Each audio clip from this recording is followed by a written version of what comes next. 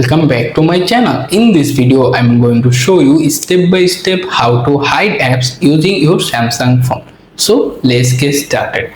First, unlock your phone, open settings. Once you are in settings menu, scroll down slowly. This time you can find the home screen option. Click to open them. After that, scroll through the page.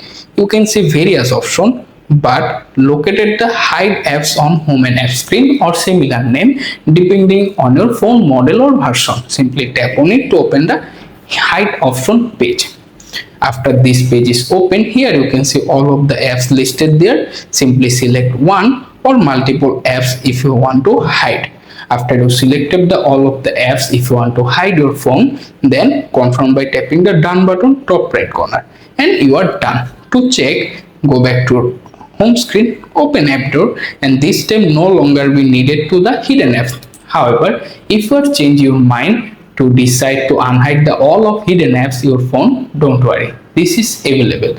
To do that, simply open settings, go to home screen, scroll down, tap on hide apps on home and app screen section.